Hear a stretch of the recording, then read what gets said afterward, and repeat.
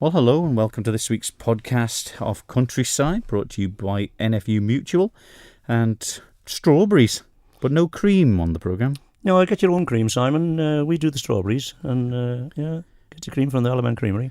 Yeah, but you were out on the strawberry farm. We were out Brian there, Moore, we're out there. We've got some cattle out there on the fields, and I often talk to Brian there. And I can tell you, Simon, it's all very well.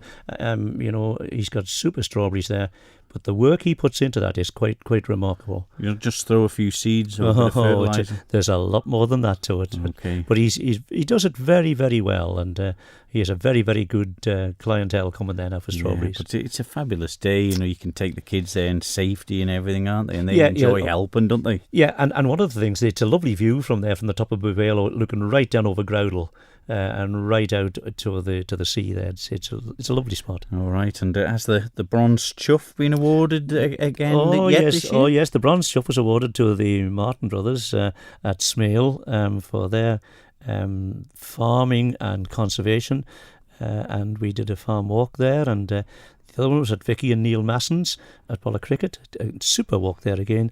It really is a good link between, as I was saying, conservation and farming.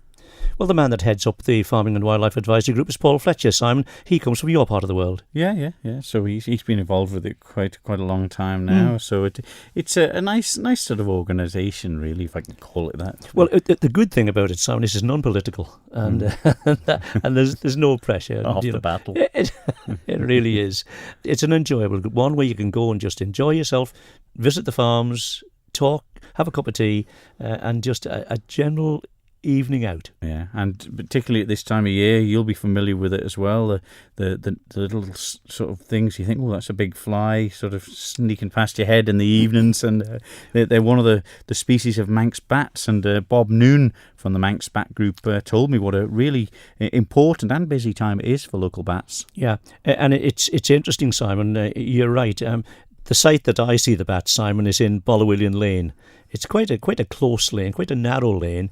But if you're going down there, they will they'll flit right past your head. If you know what they are, it's all right. But for those who don't, they're quite mysterious, and you really wonder what's going on. Yeah, we've got nothing too much to worry about in the Isle of Man, Bob Moon told me later. No, I'm sure we haven't. And also, I had a walk out the countryside recently in the long grass and the ferns and things. And, we've heard of ticks getting on cats and dogs and animals, farm animals. But I had a couple on us as well, of humans. So there are one or two diseases that you can catch. So you've got to be a little bit careful. And Duncan Bridges from the Manx Wildlife Trust just explained a little bit more about ticks to me. Yeah, you've got to be careful how you take them off. If you get one on you, you've got to be careful how you take them off, and it tends to burrow into the skin a bit. And yes, the medics are quite careful that you should treat them properly. There's all sorts of methods of getting rid of them, but your one was the tweezers, Simon. Well, we'll hear more in this week's Countryside programme, so just sit back and enjoy it.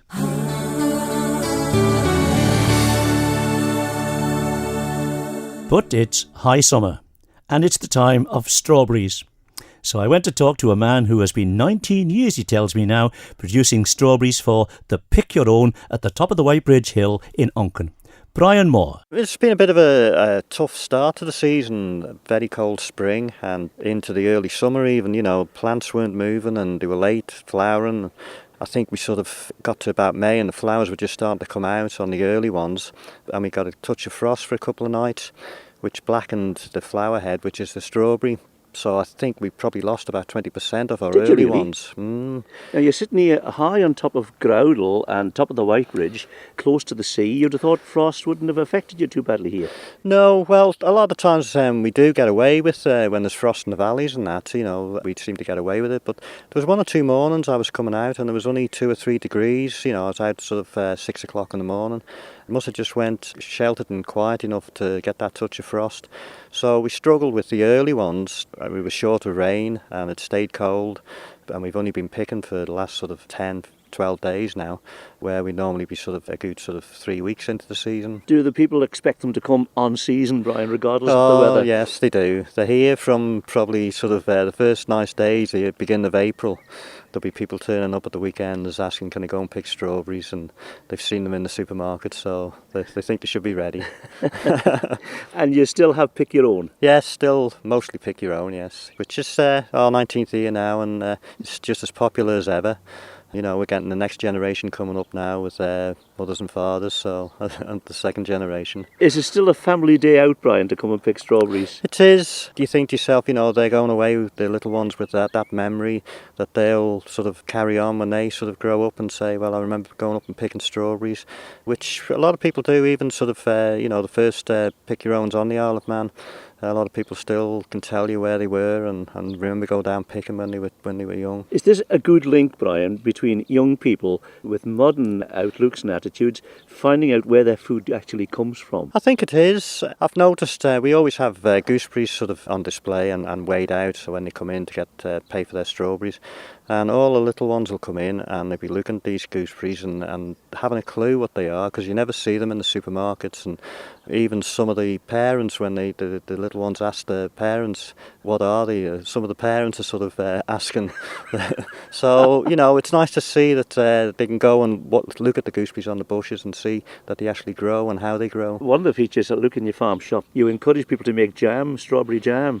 Yes. Is that a big seller, Brian? It is. I would say we usually buy in at least 400 bags of sugar for jam making, and that all goes in the season. And there's quite a lot of big jam makers, you know, they come up and they pick a lot and make a lot of jam.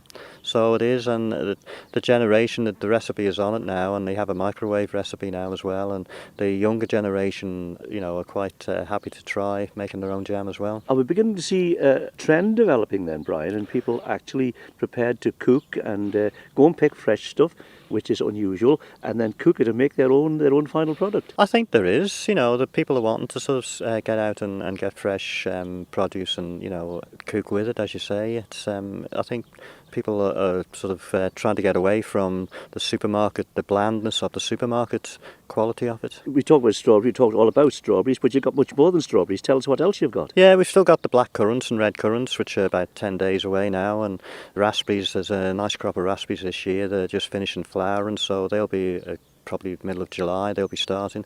We've got rhubarb still going, and we've got potatoes should be starting in about a week. And the black currants and the red currants, they're not as easily picked, are they, as strawberries and raspberries? No, they're a bit more fiddly, especially the red currants, and there's quite a few people who ring up and ask, will I pick them for them, and it's only the fact that when it's quiet here, the bushes are just inside the gateway, and I can sort of spend an hour and go down and pick some, and I don't feel like, you know, I'm sort of wasting my time sort of thing. But all in all, Brian, quite a short season, isn't it? Yeah, only 8 weekends we get about, and last year was a perfect year really. We had dry all the way through, every day was dry and every weekend, and a lot of people are picking, but I've seen other years where you get to the weekend and you get a wet weekend and the amount of strawberries that's there for picking doesn't get picked, and then they're gone overripe for the following week, so there can be a lot of waste on a wet season. Years round work really, Brian, preparing, and then a short season to make your profit. Yeah, you're sort of constantly sort of doing bits and pieces throughout the year. You know, you can be going up and down just pulling weeds out and briars or nettles that start to get established, and you're always on the lookout for stuff, and you know, it's sort of it's year going really, you know. Any plans for the future, Brian? Are you going to develop it further? I don't think I will. I think it's sort of, you know, it's a one-man sort of band. It's I just do it all on my own, and people are happy enough to come up and just pick the fruit and spend an hour and go. And it flows quite nicely, and I can handle, you know, as it is. So, yeah, I think we'll keep it as it is. Brian, hardworking as ever and thoroughly enjoying his work, and so are the people who actually go to visit him and pick strawberries, particularly, I think, the family, Simon. It's quite a day out for them. Yeah, lovely thing to do, isn't it? Trying to keep the kids off the ones they're not supposed to be on is one of the troublesome things. But, of course, we all remember Rushen Abbey. Well, I certainly do when I was a kid. Oh, yeah, I do. I was going to suggest this, Simon. It would stir a lot of memories. Do you remember the Rushen Abbey van with the big strawberry on the side? No. Oh, no, but I thought that I was at Rushen Abbey probably, and you were sitting at centre court at Wimbledon knocking your strawberries and cream. Hardly. But Rushen Abbey was renowned for strawberries, of course, wasn't it? Yeah. And, well, my sister lived on the Brentney estate in Derby for a few years, and all the gardens at that time, before all the houses were changed and the fences, a lot of them houses had strawberries in the back garden. Oh, indeed, yeah. Well, it's a lovely crop to grow. Not always easy. No. Well, if you're out around the summer evenings quite late, you'll notice an odd, fairly big-looking fly going past your head sometimes, but they affect some of the Isle of Man bats. Well, I went along and spoke to Bob Moon, the secretary of the Manx Bat Group, and he explained to me that it was a particularly busy time of year for the Isle of Man's bats. Here on the Isle of Man, it's certainly a busy time because as it's high summer, just about as high summer as you can get, this is the time of year when bats are forming their maternity colonies.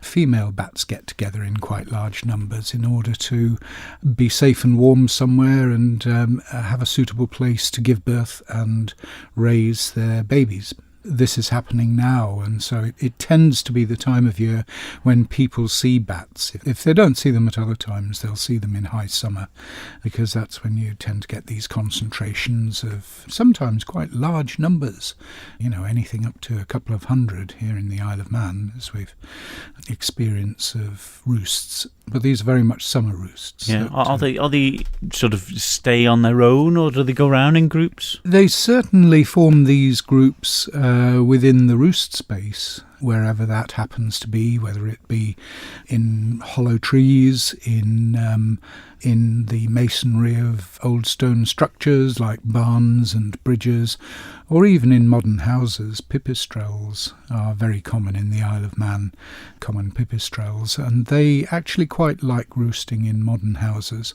and you'll find them behind external woodwork, mainly soffit boards, and some houses have external wood cladding, which is a great place for pipistrelles to find little gaps, because as with our other Manx species, they tend to be bats that like to crawl into confined spaces, which is where they feel safe. Right, so they don't actually build nests as such? No, that's right, they don't build nests, and this is something that I often need to reassure householders who might discover for the first time that they are hosting a summer colony of bats, is that they don't make nests, they don't bring in material, they don't have the right sort of teeth to chew through cables or anything like that. They just make do with the space that they find.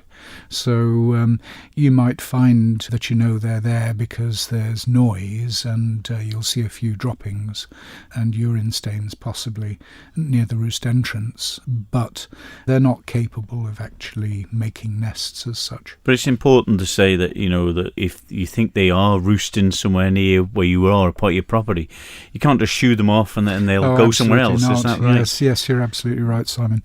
All Manx bat species, and there are 7 that we know of, are strictly protected under the Isle of Man Wildlife Act of 1990.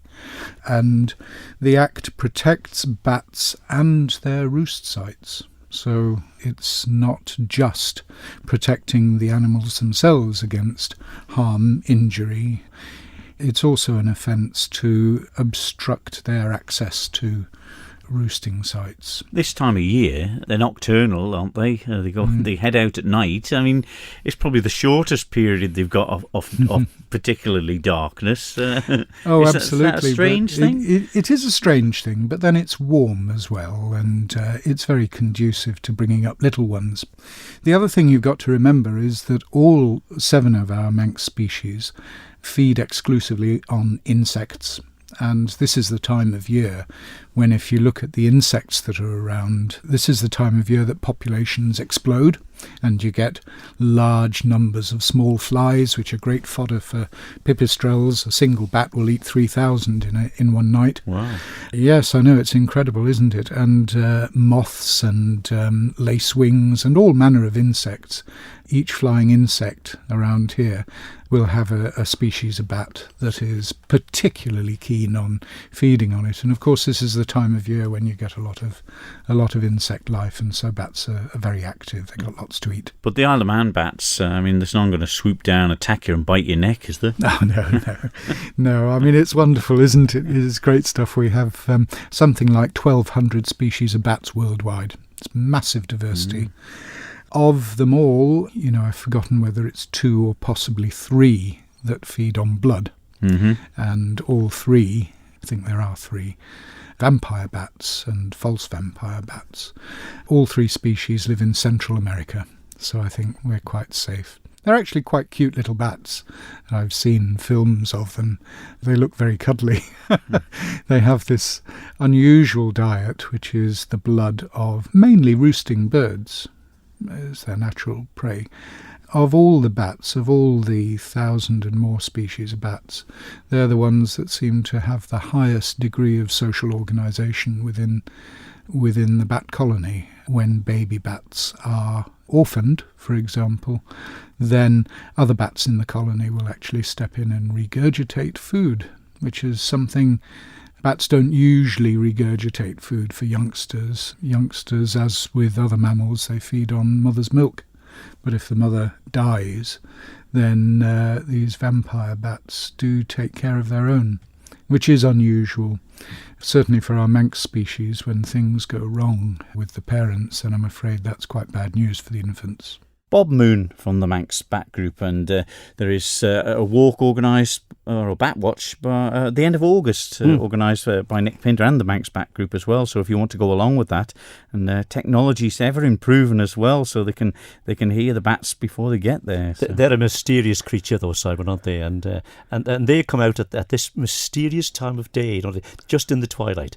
End of August will be about right, and I know a lane where they will be quite prevalent there. Yeah, interesting as well. We were just talking to Bob then when you heard him saying that I said, they'd be handy because they eat so many thousand insects a night, so they'd be handy if you're having barbecues every other week, couldn't they? Eat the midges.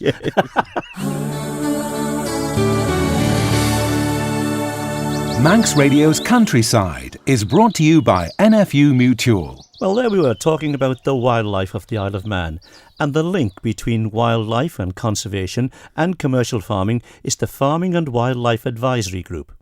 Its chairman is Paul Fletcher. Occupying our mind, obviously, we're looking forward to the entries for this year's farm competition, which will be judged at the end of late summer, and so people need to let us know, and put their name forward, or possibly put the name of a neighbour forward for somebody for the farm competition. So we're looking for entries for that. We're putting together the details of the photo competition. Just before we leave the farm competition, you've altered the conditions under which farmers may enter now. You can enter part of your complete operation if it's a holding. Yes, I mean, these days, it's up to any farmer how much or how little they put forward. Many farmers these days often are running more than one holding, and it may be that they feel that one particular aspect of their farming enterprise more lends itself to being shown around. How would you encourage people then? What would you say? What would you want to say now to farmers out there? Come on, join this competition and let's have a look at what is quite natural on your farm. It's about showing, very privately to the judges and then, to the farming group the following season, just the corners of the farm, the initiatives that are going on, alongside, the hard graft, the day-to-day, come rain, come shine, that's going on in producing crops and livestock and milk for the creamery. The other aspect that you get busy with ahead of the Royal Manx Show is the photographic competition. That's right. This year we're taking a slight turn with that. We're inviting entries to be sent to the FWAG email address. We also have a FWAG Facebook page. We will invite people to send the electronic entries rather than going to the effort of printing out. And one of the challenges when we're busy preparing cattle, and we'd probably take 10 or 12 cows down to the cows and calves, down to the shows ourselves, is the challenge of posting and pasting maybe 200 photos onto boards. Time is short and the stock draw our attention. So what we're looking to do is this year to invite the entries electronically online to us. We'll then upload them onto Facebook. That's the royal we, not myself. And FWAG has a Facebook page and has done for 2 or 3 years now, and invite people to like the photos, and then from the number of likes that different photos get, we'll then print out the top 20 or 30 And we've kind of got support from the NFU Mutual this year as well. We're going to display, I think at the Southern Show, the display will be in the Heritage Tent. Sarah Comish, the Secretary, has been sorting that. And then at the Royal Manx, the display will be on the NFU Mutual stand for people to come along to and to finalise the votes. And that will give us the top 10, top 15 photos to use in the Allemand version of the, in inverted commas, the Country File calendar. We're looking for the calendar to be available mid to late August. It's a very tight turnaround to get it ready between the shows. Ricky down at Quine and Cubban is very, very good at producing it, but he's also producing the programmes for the shows and everything else, and it just takes a little bit of pressure off us. So we're going to bring it out after the shows, but in time for it to be on sale at the Food and Drink Festival in September. It'll be in the wildlife shop and all different agricultural merchants so it'll be available through the different outlets, in the early part of the autumn as ideal Christmas presents. Paul Fletcher there with some of the activities that he's got planned for the future as well. Yeah, it's a sort of steady group as well, isn't it? They just work in the background. They don't seem to annoy anybody, like some of the groups seem to, if you know what I mean. No, I do know, Simon, and they do get on with it quite quietly. And but it's very interesting, and they are a very, very useful bridge between commercial farming, as I was saying, and conservation. And they're at pains to sort of show that commercial farming and conservation can work very well hand in hand, like the farms he was talking about. Yeah. Did you ever give the chuff back? Yes, we give the chuff back, Simon. We did indeed. Mighty stuff. Well, lastly on this week's Countryside, I went for a stroll around the island's lanes and forests last week. And, the animals have the odd tick on them through the ferns and the long grass. But my wife ended up with a couple of ticks on her as well.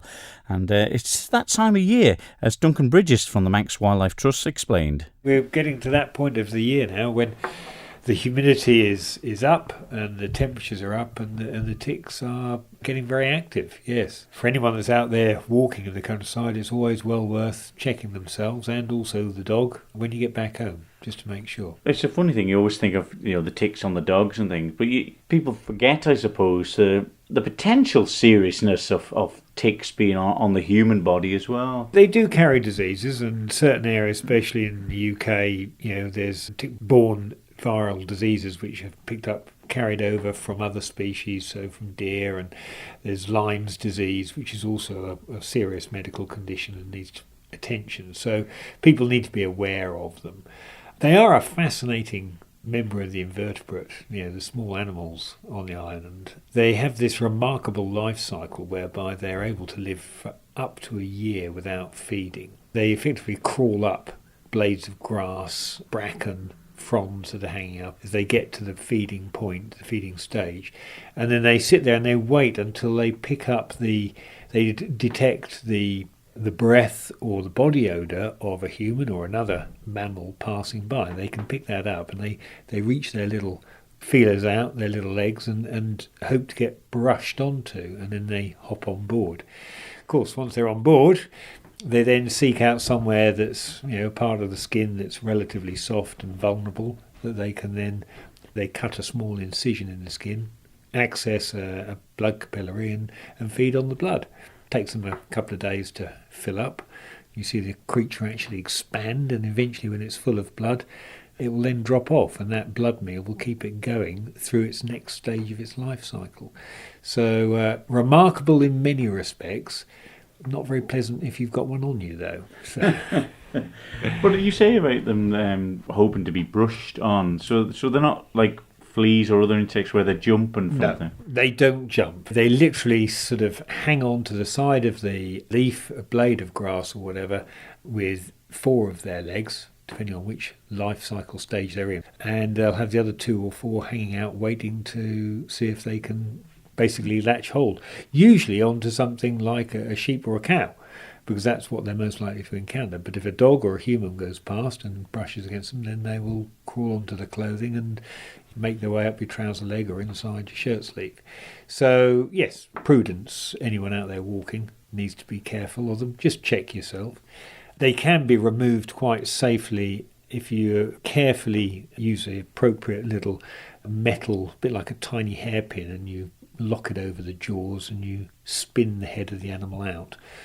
sorry if there's anyone who's eating or drinking at this stage, but yeah, if they need to be properly removed. You don't want to leave the jaws still embedded in your skin, because that's when infection can take hold and you get other problems. Is it just this time of year where the plants are at their full bloom and grass and ferns? That's part of the issue, is obviously all the grass and the bracken is up at a good height, so they can get higher. It's also the humidity and the temperature. They're very active at the moment, and they're going through their life cycle. They're doing their reproduction, and the next they go through different stages, 4 stages, from egg to a sort of a 6-legged larval stage, then to an 8-legged, and then to the adult.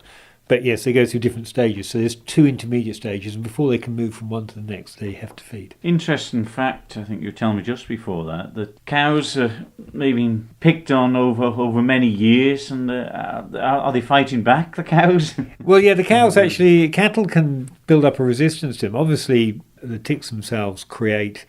Well, you have a blood loss yourself. The animal loses blood to the parasite, but it also causes other problems for the animal as far as the recirculation system. But cattle, it's commonly called red water, and cattle can develop a degree of resistance to it. So if cattle are in an area where there are ticks and they've never been in there before, then they can suffer a loss of condition and go downhill quite quickly. But if they've been brought up in an area where there's they've been reared and brought up in that area where exposed to ticks commonly, then they are more resistant to the effects of them. Doesn't mean to say they don't have an impact, but they're more resistant to it. So all in all, just a bit of care in the countryside. Obviously, people have probably been, if you have had dogs for many years, will be used to sort of taking them off them, or cats, and just give yourself a check over. And if you're not sure about it, seek some help. Indeed, and it doesn't hurt to ask someone else to remove. You got one, as I had on my back a few weeks ago. You need someone else to remove it. So. Yeah. Well, there are some good advice there from the director of the Manx Wildlife Trust, Duncan Bridges, and sort of one of them creatures that, people think they're such pests, John, and I suppose the majority will, but for somebody like Duncan, and people like that to study them, very, very interesting. I think people who understand them, Simon, and know what they can do, and are aware of that, are all right. It's those who are caught unawares, one of the places that we find that ticks are quite prevalent, really, is the walk from Erie Cushlan down to Lagnakilya, down on the shore, and we do that once a year, and every year somebody will end up with ticks. Yeah. And you have to be careful how you deal with them. Yes, yeah. If you want advice on them, you can get the special tweezers that Duncan was talking about from any of your local chemist store, particularly from any of the local veterinary practices as well. Yeah, but they're not to be played with, are they? No. Mm-hmm. They are. Can be nasty, but we're not going to scare them. No. But they've got to take a bit of notice. Look at them. Yeah. So, Simon, you said you actually caught a tick, or a tick caught you. Whereabout? And the wife. On the legs. Yeah. And the wife as well. Oh, but I was just glad that she explained that it was a tick. But it's lovely, because there are, we love the countryside, and as we heard Bob Noon talking about the bats, you've got to be careful there, because it's the time of year where they're starting to create, to breed, in the shortest nights of the year, which I find amazing for bats. But the ticks, you've got to watch them, and we've all experienced them, who people who are used to the countryside, isn't it? I'll bet there's a while before we'll have another programme, Simon, with bats and ticks. Yeah, I think together. It will be too. That's all, though, for this week's Countryside. From me, Simon Clark. And from me, John Kenyuk. We'll see you soon. Bye. Goodbye. Manx Radio's Countryside is brought to you by NFU Mutual.